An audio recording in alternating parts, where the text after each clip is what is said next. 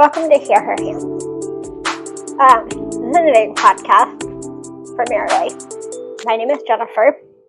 Of the aspens, like when you look out at the mountain and there's a field of aspens, I cannot keep track of how I knit the arms if I knit them separately.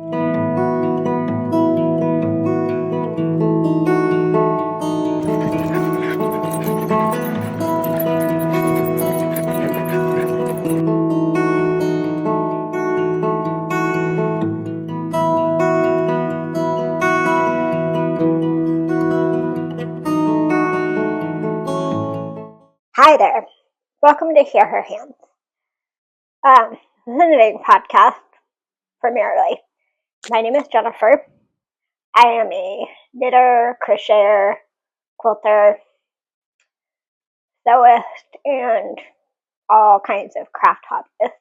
Located in Baltimore, Maryland, with my partner, my 2 black cats, and 3 miniature schnauzers. And today, I'm going to start with a cup of chai from my friend Anjali and her company, Anjali's Cup. Now, I bought this with my own money, and I always will, because Anjali does such a good job of sustainably sourcing her tea products and her other drink products. She also has a resilience elixir and a plain black tea product. So she sources her products directly from India and from small farms, and she does a really good job making sure that everything is sustainably produced.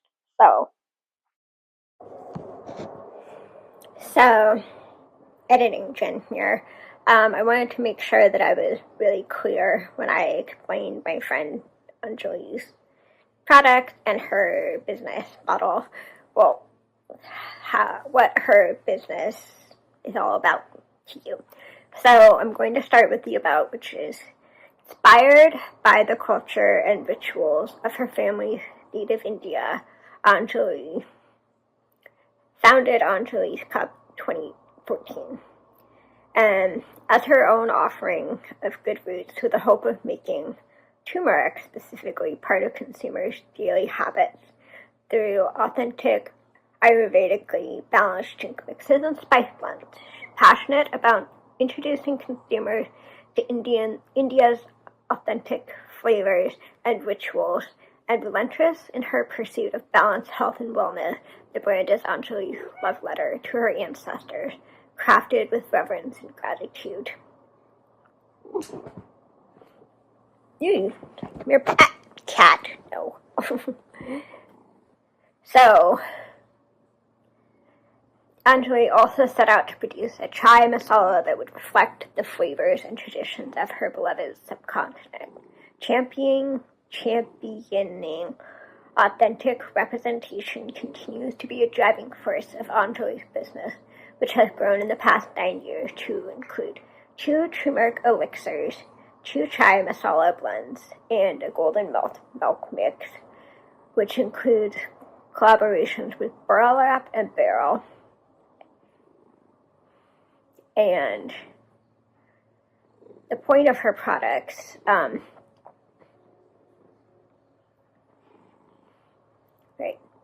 will you please stop? So, Anjali's Cup is Ayurvedically balanced drink mixes, and Anjali makes no compromises when it comes to her blends. They're sustainably sourced and deliciously versatile, making them easy to incorporate into your everyday routine. So, I just wanted to give a little explanation of who my friend Anjali is and what her company is, because honestly, this is one of the best chai concentrates that I've ever had, and it's the perfect level of spicy with just a hint of sweet, and you can also pick your sweetness preference. Like there's at least 2 different options for the sweetness, level of the chai concentrate, at least.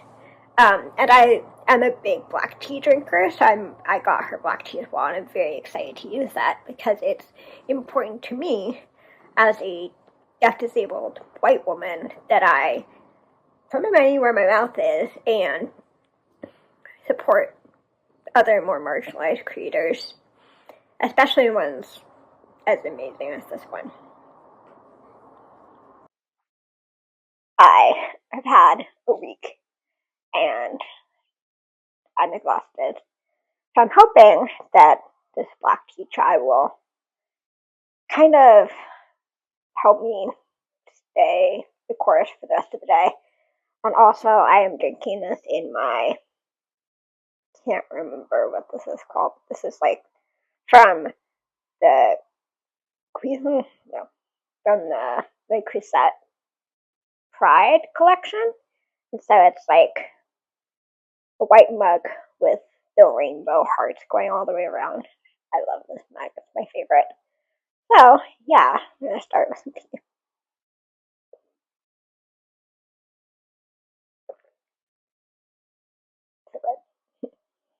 No. So if you want to stay here with me for a little while, maybe grab yourself something nice and cozy to drink. Grab yourself some knitting or whatever project you want to work on at the moment. And hang out. It's not a waste place. I don't have a good place to put that for now. Yeah. So this is episode 5 of my knitting podcast. And here I primarily talk about my cozy knitting hobby and crafting as a disabled person and the sort of accessible tools and management and organizational things that I use as a disabled person to be able to continue my craft without overtaxing my body or my mind or wearing myself out. So let's get started. Let's start first with what I'm wearing. So yes, it is knitted. No, I did not knit it. I did make it, however. So another thing that I have a lot of fun with all the time is I like to do ice dyeing. So it's very similar to tie dyeing, but it's more where you take whatever you want to dye and you wrap it up into whatever format, make the different designs you want. So like this one was kind of more of the, I don't know if you can see it.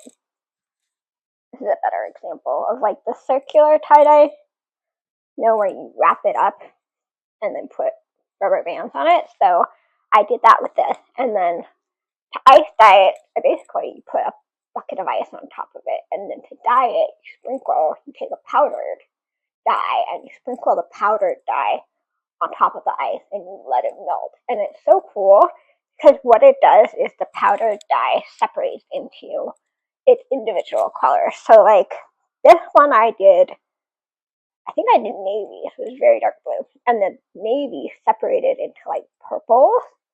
And like you see different colors of blue here. And there's some green. And there's even some yellow and I got some red here. It was just so interesting to see like how the dyes present when they melt through the ice and like dye the clothing that way. So I do a lot of ice dyeing. I find it really fun. I will see if I can link to the blog post that I used to teach myself how to do it. And if not, maybe I'll do a tutorial if you'd like that. But no. But yeah, so the sweater was actually this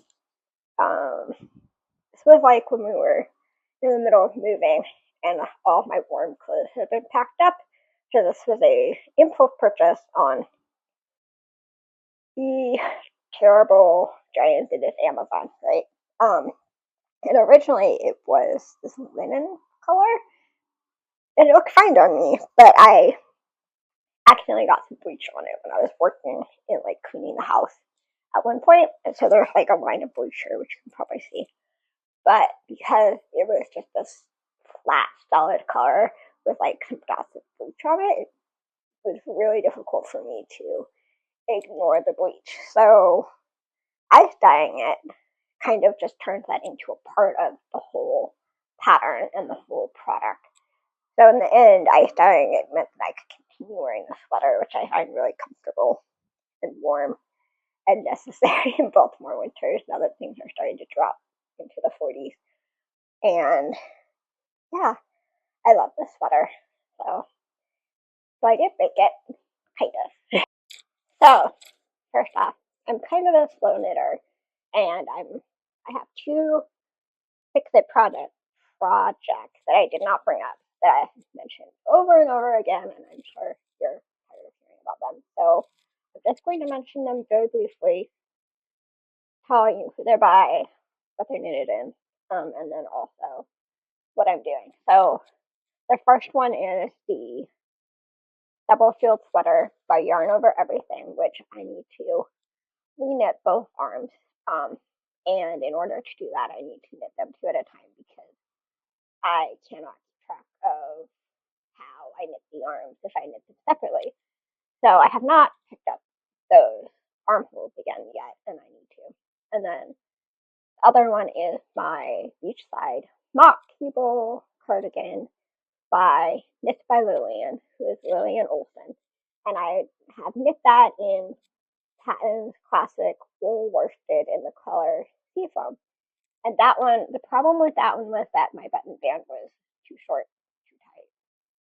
Like, couldn't figure out how to do the buttonholes and like not pull up the button band. So I have decided, thanks to a lovely viewer who gave me many helpful tips and recommendations for the button band, I think what I'm going to do, what I've started for my first attempt, is I have started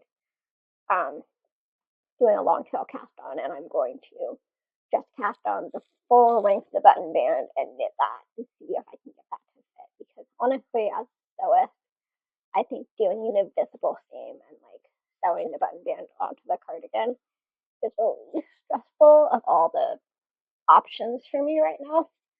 I really wanted to try. I tried the pickup that Knits by Nora, or aka Nora Knits, showed for her sand cardigan, I believe.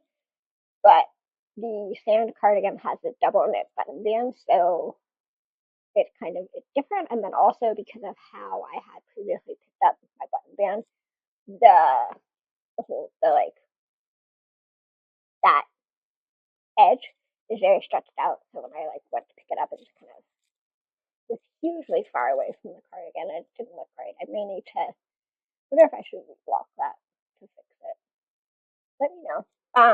But yeah, those are my two projects that I'm working on for Fix It Fall that I have not made any progress with because this week has been self-like. So my next project that I've actually done some work on is my Salty Days.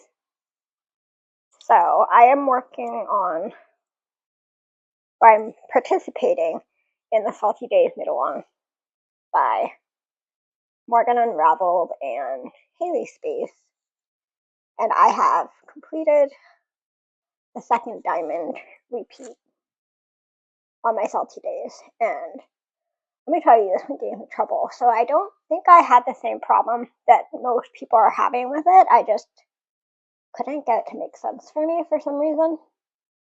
So I looked up other similar diamond lace chart repeats in the same number of stitches, and I just used something else. So it's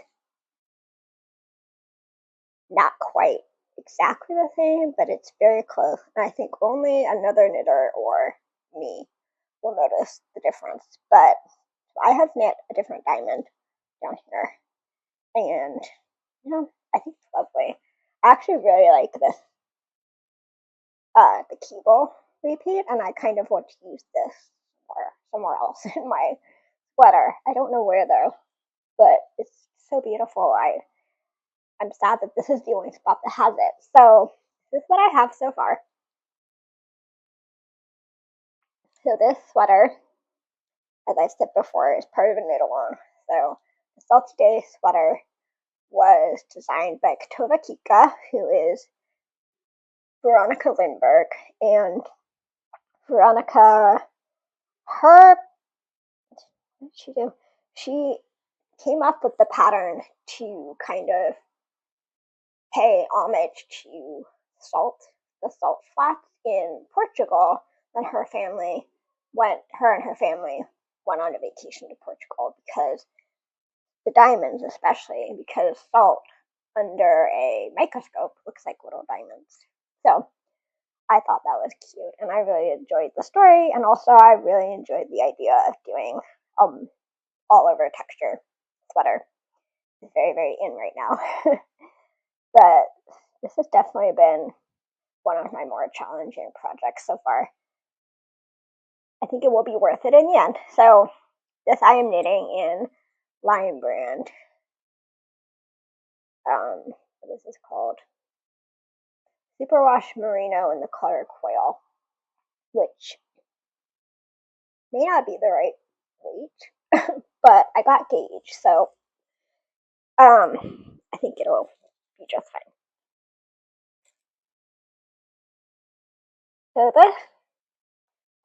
So this pattern has been on my needles for 54 days, which is pretty impressive considering. All right. And then my next project is a home good. Oh, whoops, it's downstairs. Okay, so my next project I've mentioned before, and I've only done a couple more squares, but I am making a pillow cover, like a decorative, like this kind of pillow cover. And I'm using a crochet pattern, and the pattern is called the Special Edition Basics and Birth Pillow. No wonder I can't remember that. So I'm knitting that in Lion Brand's Feels Like Butter in like this.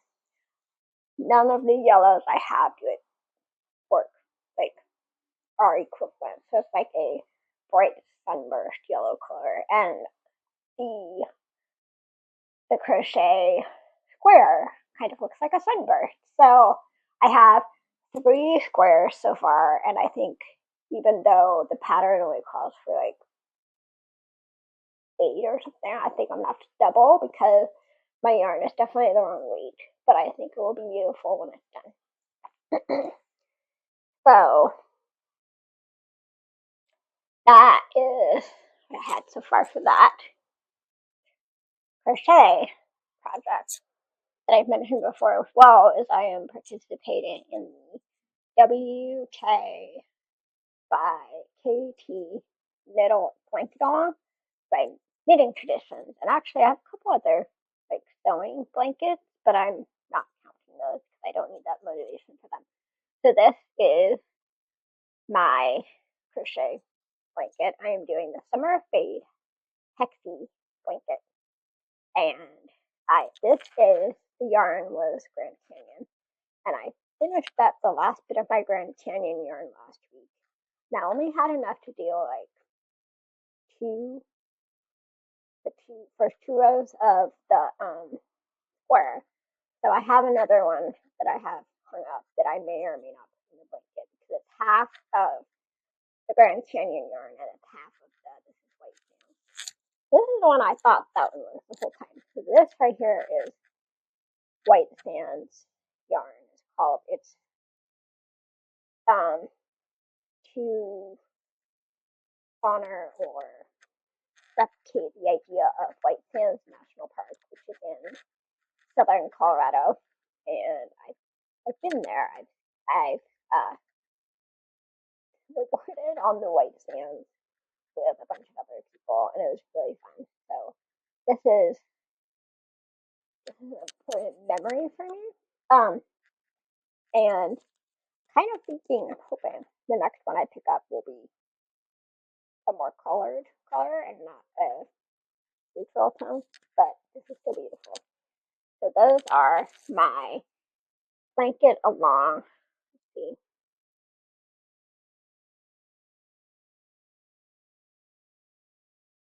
Oh, so this, the pattern is by Mallory Crawl, and it's on her website. Also, there is can buy the PDF pattern off of Ravelry for this, and honestly, it might be better that way because there's, the blog patterns have ads and stuff. So this pattern is, honestly, it's mostly just a pattern for how to do the hexes and how to attach them. So that is my WK by KT blanket along with knitting traditions and woolenness, maybe? I don't know. There's like a wool provider. But I think I'm glad that I joined the blanket along because before that I only had like 3 squares, and I'm finally making progress, and I may actually have a blanket by Christmas. So okay, right. So finally, I am doing a test knit for Sarah's Handmakes, and I'm not going to talk very much about this. I'm just going to talk about the yarn. So I am knitting this in Patons Grace, which is cotton yarn in supposed to be a DK white, and I'm using the color navy. And then my other yarn is mohair that I thrifted. That is a teal and an orange and a purple, and it reminds me of the aspens, like when you look out at the mountain and there's a field of aspens, but you keep looking and you can see there's shadow mountains far in the distance. So it's like the perfect coloring of like dark green, teal of the trees, and then the orange and yellow of the aspens, and then the purple of those mountains that are far off in the distance. So this very much reminds me of home. And I'm quite excited to have this project finished. I had a little bit of a mishap when I tried to join in the round, so I had to frog back a row, and it is a very long row repeat, and so it took a long time.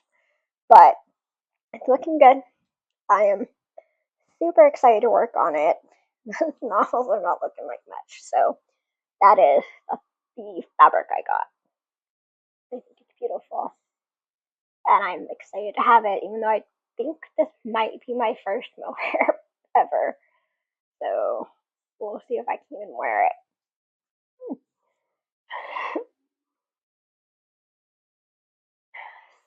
Also, yes, so also including the swatch, so including the one day that I swatched for this pattern has been on my needles for 12 days. I have some really exciting acquisitions. So, acquisitions I paid for myself for fun, for me. Not inexpensive. I will put the amount, like the cost. Right, let's try this again. Okay, so I have a few acquisitions that I made myself, that I purchased with my own money, and I will put the cost of these acquisitions in the little text box below because I cannot for the life of me remember. So I bought yarn from Golden Hour Knitwear, for her, in her collaboration with Knit California for the California sweater. And so this color, I believe this is Malibu, and it's a fingering weight. It is a super wash merino at 137 yards. It's really pretty, like teal blue purpley color. This is such a soft summer color. I'm so excited to knit with it. And I also got the same color of their, I don't know what the base is called, but it is a baby soy alpaca, mulberry silk, but 75% baby soy alpaca and 25% mulberry silk. So this is a kind of like a mohair, but it's alpaca. And it's dyed in the same colors as this, but wild how different it looks, right? So it will really soften this up. I don't know if I want that, honestly, but these are beautiful, and I will put how much they cost down below. And I'm praying to God I have enough to make the sweater long enough for me to be happy with it, because I don't like sweaters that don't cover my rear end. So, but also, that's cool, like that yarn label is so neat. I think this might be my second ever like full quantity of hand dyed, specially made yarns. I'm so excited to use this, and I will make the wrinkly noise later. All right, one more acquisition I made this week. So I am doing a Advent exchange, right? And I want to do a little bit of experiment. So I've said before that I like dyeing. Like, I love this. This is fun. So I bought a bunch of different weights, I think, of wool from Knit Picks in their like bare colorways. They had a sale last week.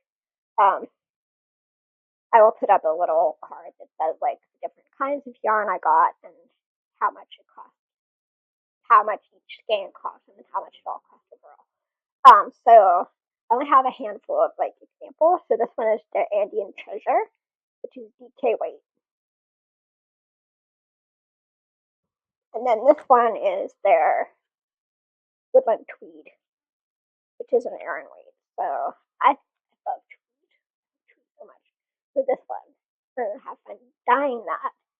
And then I also got an acid dye kit, because everything I've read says it's probably my best bet. I love Rit dyes. I use the Rit dye. I hope this is powder.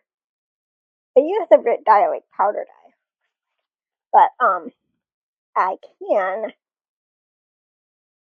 can do it with a liquid if I need to. So I am looking forward to using this. What is it? To card acid dye.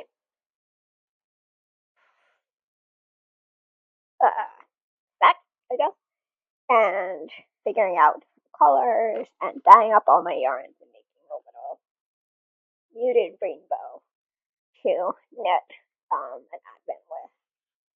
And if that works out, I will buy some more bare yarn and dye up another Advent to send off to the person that I'm gifting it to. Yeah, but I am very excited. I love dyeing. It's not something that I ever think I want to do. Like,